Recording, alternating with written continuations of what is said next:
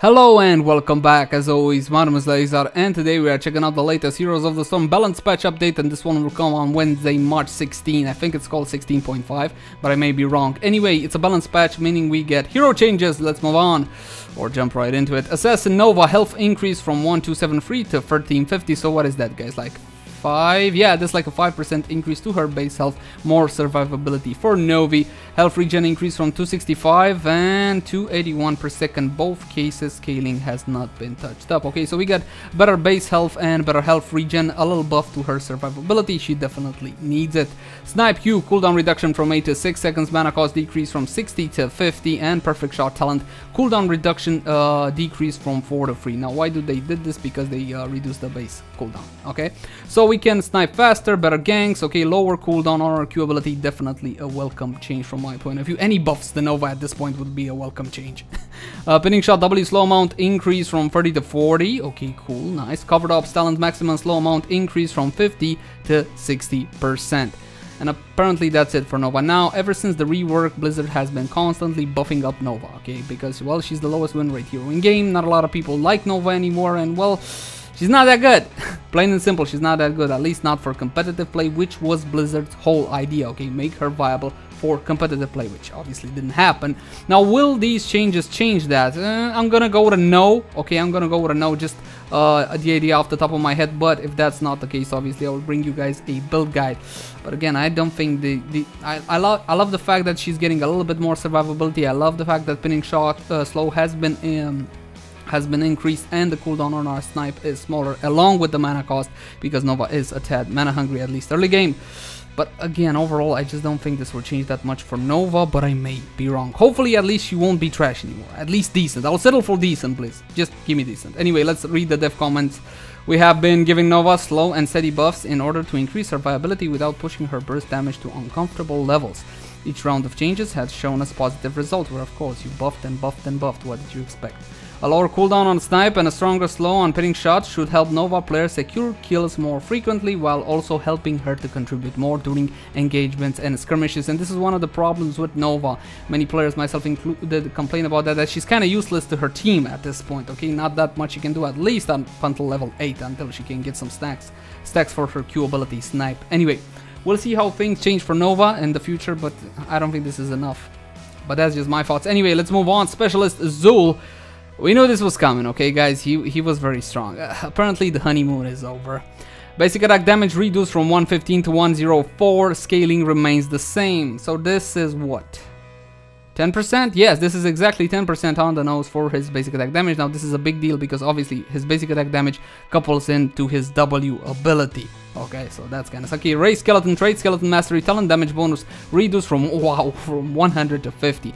Skeletons don't stay alive that long, though. You pick up the skeleton mastery thing just to, you know, take corpse explosion with more skeletons and blow stuff up. Anyway. Okay, yeah, big nerf on this one as well. Corpse explosion talent damage reduced from 65 to 55. Get a big nerf. Again, a big nerf. What is this? 15% less damage for corpse explosion. Again, the scaling remains the same. Heavy nerfs to Xul. Corpse explosion was a must for pusher Xul. Okay, for you picked up corpse explosion with the additional minions or the additional little skellies, okay, and you didn't care that they didn't survive. You wanted them to explode and deal the AoE damage. Spectral side Q damage reduced from 300 to, wow, that's a big decrease. 20% on this one, minus 60, yeah, that's a 20% decrease. Scaling remains the same. Mana cost has also been increased. Xul doesn't really have mana issues, okay, as I proved time and again in gameplays. Only if you stay on lane forever, then yeah, sure, you might have some mana issues. Maybe this will change that. Again, a big nerf to Spectral Sight, big nerf to Ray Skeleton and the pusher build. Definitely Corpse Explosion, this will hurt his pusher build a lot. Let's keep on going. Curses Strikes, W attack speed slow, oh wow. Amount reduced from 50 to 40. A big nerf on this one as well. Xul is like this big anti-AA hero, okay, and I don't think this will change that. He'll still be anti-AA, but I don't want him to become a niche pick where you just pick up Xul just because of anti-AA. Big, these are huge nerfs to Xul. Did he need them? Yeah. I'm just happy they didn't touch the heroics, okay, especially Poison Nova. I love playing with Poison Nova. Now, this may seem harsh, but he has come out the gates extremely strong. His I think he was worse than Li Ming on launch in terms of actual power. So yeah, these changes were definitely needed. Is it enough? Is it too much? You might consider it as this is too much. I don't think so. Again, he's extremely potent, but then again, nobody can really estimate correctly, not even devs with all their data and whatnot, how exactly a hero will drop after a certain sets of nerfs, okay? Not to a pinpoint precision. Let's see the dev comments on this one. Xul deals too much damage for the amount of utility he has in his kit, and his pushing talents are vastly outperforming their competitors. The Corpse Explosion, Skeleton Masher, okay? He also has the highest win rate currently and is still climbing, so we need to be pretty heavy-handed with these nerfs. Okay, completely justified. I agree 100% on these nerfs. I just hope they didn't overdid it. Okay, but again, it's hard to estimate. I just hope he's still viable. Okay, let's move on to support. Rehgar Ancestral Healing on this one. No longer... Oh, crap. Can no longer be self-cast. Damn it. Okay, let's read the dev comments on this. Rehgar is too hard to kill for how much value he brings to the table. Adding more counterplay options for ancestral healing should help to trim him down frustrating moments when you can see catch the shaman. We also wanted him without Rehgar. Okay, I get it. Now the thing about Rehgar is he's an amazing dueler for a support. Okay, just when you think you got Rehgar, you're gonna kill him, he's gonna pop ancestral healing. You know, a stun wouldn't really help you because all he needs to do is get the cast off. If you stun him right after that, okay, the ancestral healing will still land on Rehgar. So that's an issue. Now, how will this affect Rehgar? The latest nerfs he got, the other balance patch, okay, kind of brought his win rate down a lot, but still not enough. If you compare him to any other support, he still goes first pick. He's still #1 prio in terms of support. Now he'll be a bigger target for an enemy team, okay, because you know you can't cast ancestral healing on yourself, therefore you gotta be a little bit more careful about your positioning. You still have your totem, you still have your Q, and you still can go wolf form and try to kite people around, but you can get blown up. Ancestral healing will not help you. What else we got? That's it. Okay, that's it apparently, guys, for this balance patch, but we do have a surprise. Blizzard is teasing us yet again. Now I don't know if you saw this or not, but take a look at this. Look, this is a screenshot Blizzard posted on their Facebook or their Twitter and all whatnot with the title "Something Stirring in the Nexus" or something along those lines. Now, please observe.